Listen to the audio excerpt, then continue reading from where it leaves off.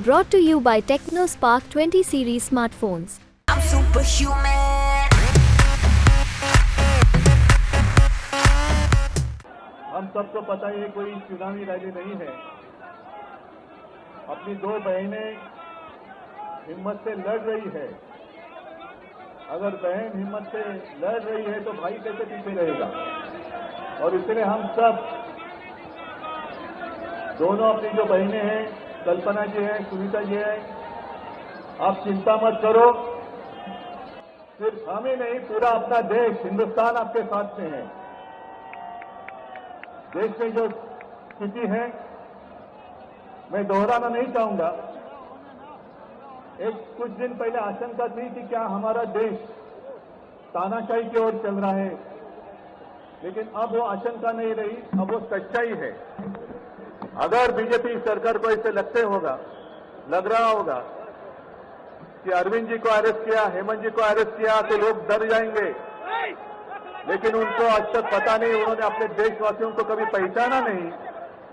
मेरे भारत का हर कोई डरने वाला नहीं, लड़ने वाला है। और अगर हिम्मत है तो बाकी आपकी सारी एजेंसीज हैं, ईडी, सीबीआई, इनकम टैक्स, जैसे हम इंडिया गठबंधन बनाकर सबके सामने आए हैं। अगर आपने हिम्मत है तो बीजेपी को मैं कहता हूं, चुनौती देता हूं कि बाकी सारे लोगों को छोड़ दो, आप सीधा आपके बैनर पर लगा दो कि बीजेपी के साथ जो तीन साथी पार्टी है वो ईडी, इनकम टैक्स और सीबीआई है। लेकिन अब समय आया है, कितने दिन तक हम उनकी आलोचना करते रहेंगे। अब तो उनका सपना ऐसा है कि 400 पार। मैं पूरे देश को आह्वान करना चाहता हूं कि एक व्यक्ति और एक पार्टी की सरकार देश के लिए खतरनाक हो गई है, और अब वो समय आया है कि एक पार्टी और एक व्यक्ति की सरकार नहीं चलेगी। पूरे देश को मैं आह्वान करता हूं कि हम सबको अब चाहिए, मजबूत देश चाहिए, और मिलीजुली सरकार हमें लानी ही होगी। देश में जितने सारे प्रांत हैं, जितने सारे राज्य हैं, उनका सम्मान करने वाली सर्वतोमुखी सरकार अगर हम लाते हैं तो ही देश बच सकता है। नहीं तो फिर आपका सवाल है, आपका भविष्य आप किसके हाथ में देना चाहते हो। हम सारे आए हैं चुनाव के प्रचार के लिए नहीं आए हैं, हम प्रजातंत्र की रक्षा के लिए आए हैं। और कैसी सरकार है, अरविंद जी के ऊपर इल्जाम लगा दिया, डाल दिया जेल में।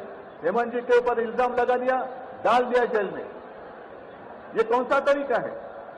इनके पास जितने सारे लोग हैं, मैं आपके सामने आने से पहले कुछ पत्रकारों के साथ वार्तालाप कर रहा था, और उन्होंने कहा कि उद्धव जी अब उन्होंने इनको साथ में ले लिया, उनको साथ में ले लिया। जिनके ऊपर भ्रष्टाचार के आरोप खुद भाजपा ने लगाए थे, उनको उन्होंने वॉशिंग मशीन में डालकर साफ सुथरा नहला धोलाकर अपने मंच पर विराजित कर दिया। तो आप क्या विश्वास रख सकते हैं। जितने देश में भ्रष्ट लोग हैं, उन सारे लोगों को इकट्ठा लेकर बीजेपी देश को विकास के राह पर लेके जा सकता है। भ्रष्ट लोग देश का विकास कर सकते हैं। तो ये सारी उनकी जो बातें हैं, आज जो अपनी रैली है, किसी ने कहा कि बीजेपी ने इस रैली को ठगों का मेला कहा है। क्या आप सारे लोग ठग हैं। मेरे देश के वासी, मेरे देश प्रेमी लोग क्या ठग हैं।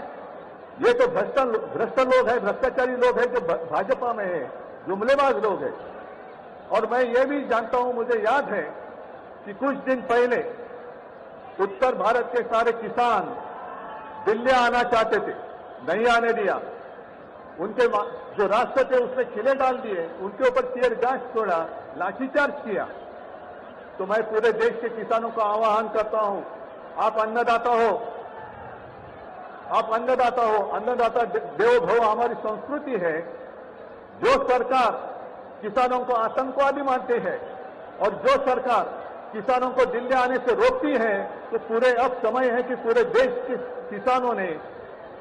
किसानों को आतंकवादी समझने वाली भाजपा सरकार को दिल्ली आने से रोकना होगा। जैसे आपकी राह, उन्होंने आपके रास्ते दिल्ली आने से रोकी थी, वैसे अब किसानों ने बीजेपी को दिल्ली आने से रोकना ही होगा। और एक नारा जो मैंने मुंबई में दिया था, वो जो कहते हैं कि आपकी बार 400 पार, मैं आपको आह्वान करता हूं कि जहां से आप आए हुए हैं आप जाओ, अपने घर पे जाओ, जहां भी जाएंगे, गांव में जाओ, लेकिन एक नारा आपको देना होगा तानाशाही के खिलाफ। अब की बार भाजपा तड़ी पार, अब की बार भाजपा तड़ी पार। और ऐसे तानाशाही करने वाली सरकार अब हम दिल्ली आने नहीं देंगे। यही शपथ लेकर आगे हमें जाना होगा। और फिर से एक बार सुनीता जी, कल्पना जी, आप चिंता मत करो, पूरा देश आपके साथ है। आप लड़ाई जीतेगी और हम सब लड़ाई जीतेंगे, प्रजातंत्र जीतेगा। जय हिंद, जय महाराष्ट्र।